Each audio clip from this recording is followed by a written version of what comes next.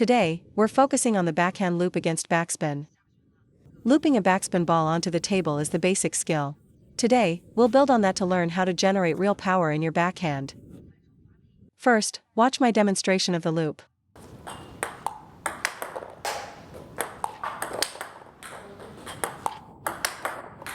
Alright, Xiao Quail, you hit 3. Everyone, pay close attention to her timing. 1. Can you see the change in rhythm? 2. 3. Is she taking the ball early? Now, watch me hit 3 balls and tell me which one I take early. 1. 2. 3. So, you're all still unclear on timing. Your answers are mixed, which means the concept is vague to you. I'll do it again, in the same order. Watch carefully. 1. 2. 3. Of those 3 shots, the second one was taken early. Taking the ball early on the backhand isn't like the forehand, where you hit it right off the bounce. That's an obvious early contact point. Xiao Quail's timing is even later than that. He's hitting the ball somewhere between the rise and the peak of the bounce. From this backswing position, I wait for the ball to come in close before I initiate my stroke. Your mistake is that you're swinging too early. You're only slightly ahead of the timing. I bring my racket deep into my body before I swing. By bringing the racket in, you can sync your body's force with the ball. By the time you make contact with the ball, your swing is almost complete.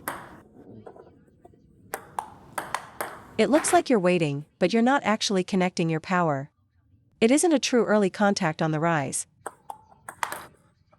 It seems like you're waiting for the ball, but your swing is just too fast. So, Xiao Quail's shot is not what we'd call a conventional early contact loop. This is a very common problem among amateur players. So, the problem lies in your backswing. Xiao Quail, during your backswing, don't hold the racket so far from your body. When the ball arrives, your form collapses on impact, and you just end up wiping the ball. Right now, you're dropping the racket straight down. Even if you wait for the ball, the feeling is the same. Your backswing position is where my contact point should be. Watch my loop. I bring the racket in towards my body for the backswing and make contact here. But my contact spot is your backswing spot. This isn't a timing issue. If you wait too long on your backhand, you get jammed by the ball. Watch my backswing carefully. I bring it in towards my body.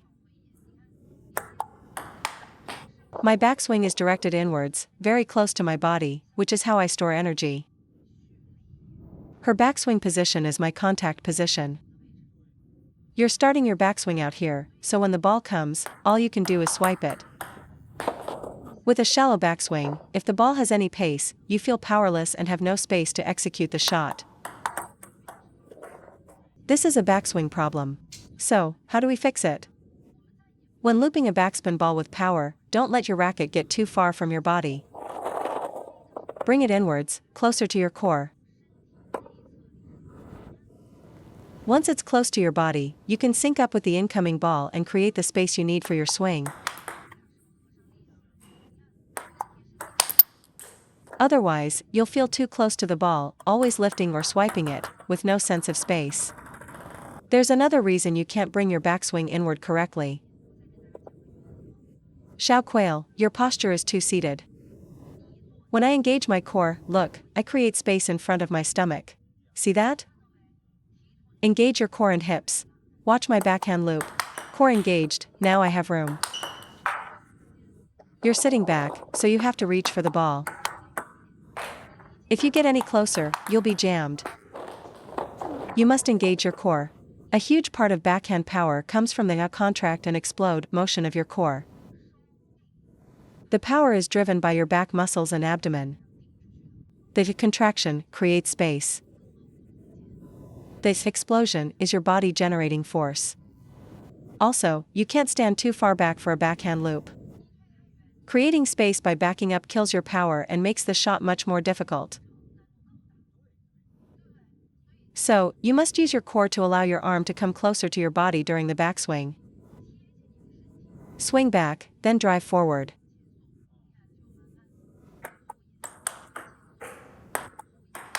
So when should you not use a deep backswing? On service return. Against a fast, heavy backspin serve, you can use your old method.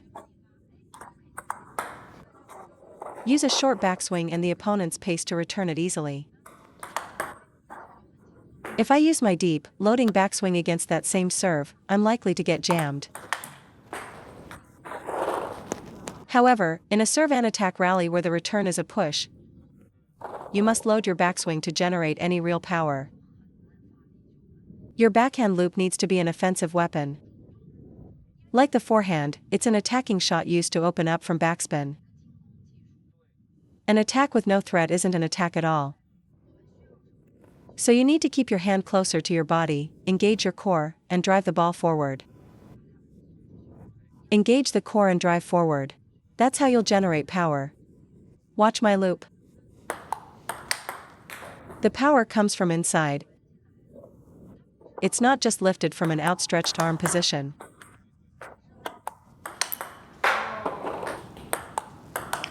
Good. Bring it in closer. Don't just drop the racket straight down. You need to pull it in while also dropping your forearm slightly. That's the correct position. The backswing isn't a straight downward motion, it should be at an angle. Your elbow needs to be in front of your hand. Right now, your forearm is ahead of your elbow. When your elbow leads, you create much more room for external rotation. If your forearm is in front, the motion becomes a push, which limits your range of motion. This issue Xiao Quail has is one that many amateur players face. During the backswing, don't let your hand get in front of your elbow. You can't engage your upper arm or connect your power that way. Your elbow must be in front of your hand. I'll show you the difference. This is forearm in front. There's no power. But when my elbow is in front and my forearm is back, watch. I can generate a whip-like motion. That's a whip, not a push. Load your backswing, wait for the ball. Good shot, that's it. Now, this technique won't work for serve return because you'll get jammed. But for a third ball attack, you have plenty of time to load up like this. The second step is your body posture, which is wrong for the backhand loop. You're still sitting back. You need to bring your upper body up slightly. It's okay to sink down during the shot, but you can't be leaning back. Watch my core. It's a contraction, then an explosion forward. The power moves forward, not backward. Once you've got the power loading correct, let's talk about the arm action. The more spin on the ball, the lower your forearm should be. I mean your forearm, not your elbow. Dropping the elbow turns it into a push. You're looping like this. You're hitting the ball from directly behind it, which requires pro-level skill to lift. I can do it. I can stay behind the ball and lift it with late acceleration. But that requires perfect focus and a very strong foundation. So what should amateur players do? You have to drop your forearm lower. I don't mean drop your whole arm. Pivot from the elbow and let your forearm drop into position. But you can't raise your elbow too high like Rip does. Watch me loop this side spin backspin. Forearm down. See how effortless that is? With the forearm down, the shot becomes easy. Your backswing is too flat, you're not dropping it down. You have to drop it down to create the arc in your swing. Especially on serve receive, there's no time to use your whole arm. The ball is too fast, so you must rely on your forearm and wrist to lift it. For a third ball attack, it's less critical, you can use a bit of your upper arm to help lift. When receiving serve or preparing to loop, as soon as I see it's a backspin ball, my forearm immediately drops. Then, I rotate my forearm outwards, and the ball goes over the net easily. If I want to add more quality, I just execute the motion faster. But many amateur players, when preparing their backswing for a serve return, don't get into proper position. only your wrist drops, not your entire forearm. You might think your forearm dropped, but it was just your wrist. Looping from there is incredibly difficult and produces a weak shot. Your opponent can easily counter to your middle or forehand, putting you in a bad position. You need to make your loop longer. For both shakehand and penhold, the forearm must be in a lowered position to create a good brushing angle. Okay, watch this. Which of these two actions generates more power? The first or the second? Everyone agrees it's the second one. So apply that logic to your backhand. Why can't you generate power? Because your swing is a straight line. My swing has an arc. The backhand arc isn't as big, but it still has a whipping action. Your swing is linear. Mine is curved. It's just a more compact arc. If I try to swing in a straight line, I can't generate power either. So how are you supposed to find power that way?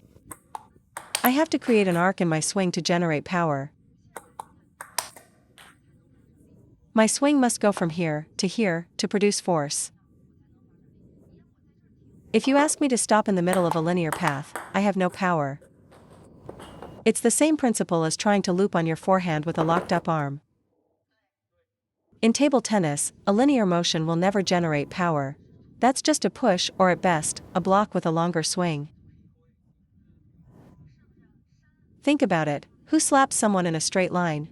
You always swing from the side. It's always a backhand or forehand arc, nobody just pushes their hand forward. Xiao Quail, to get high-quality shots, here's your problem. First, your backswing doesn't go to the side, it stays in the center. How can you create an arc from there? You have to start your backswing slightly to the side. This naturally creates an outside-in swing path as you move forward. Second, why does your motion stop at contact? Stopping is just for ensuring the ball lands on the table. To generate power, your follow-through needs to continue out towards the side. Pay attention, every time I generate power, I am rotating my forearm outwards. From this point, the forearm can't go straight, it has to rotate externally. This final rotation is the key to generating power. That's the moment the racket head whips through the ball. Start your backswing slightly to the side, and as you swing forward, you'll naturally create the start of an outside-in arc. Then, using your elbow as a pivot, rotate your forearm outwards, and you will produce a high-quality shot. Watch my loop, that's how it's done. If I try to just push it straight, with the same effort, I might not even get the ball over the net. Let me ask you, Xiao Quail, do you think you should contact the ball from directly behind, or from the side? Actually, at the start of the backhand loop backswing, you should still be positioned behind the ball. Then, as I drive forward into the ball and begin my rotation, my racket angle turns to brush the side. So you can't start with a sideways angle, or you'll lose all your forward momentum. Therefore, in your ready position, the racket face should be behind the ball's trajectory. My feeling is, once I've made solid forward contact, I immediately begin accelerating to the side. Don't push too far forward before you rotate, or it'll be too late. The point is, the backhand needs a whipping feeling to generate power. Let me show you what whip means. This motion right here is a whip. Don't even worry about making the shot. I'm just refining that feeling into a standardized technique. My natural feeling is this right here. This is the whip. Based on that feeling, I apply proper table tennis form, and the power comes naturally. If you don't let yourself go, you can't generate power. Think of it as just playing around. That's a whip. First, I have to find that feeling. Then, based on that, I just control the range of my motion. Relax. Your whip is still too stiff.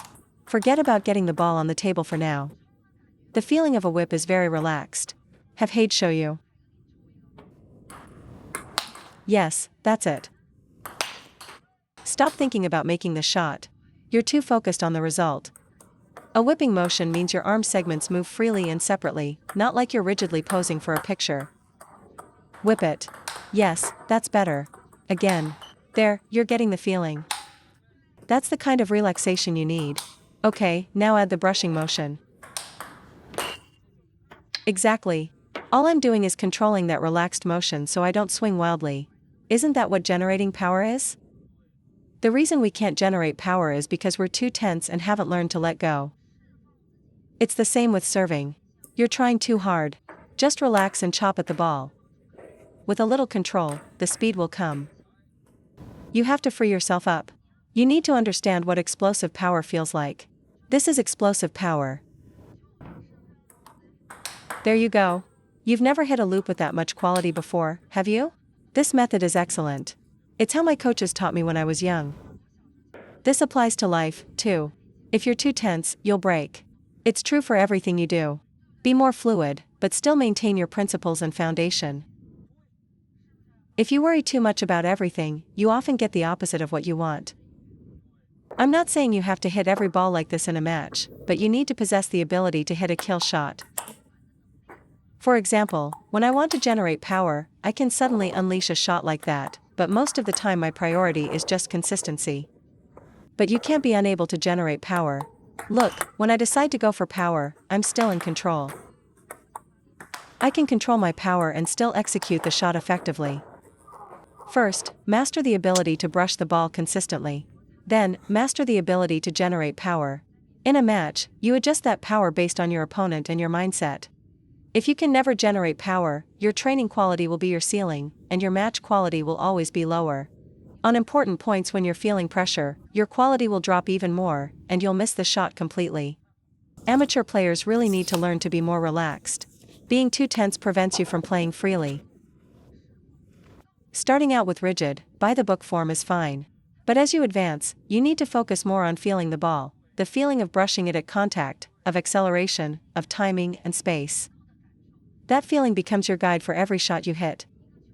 Once you've mastered that stage, you can brush, you can add power, you can be explosive. The next step is tactical combinations. That's a whole different level of the game. It's okay to be mechanical at the beginning. But if you stay mechanical, you're trapping yourself. You'll become consistent, but your potential for growth will be very limited.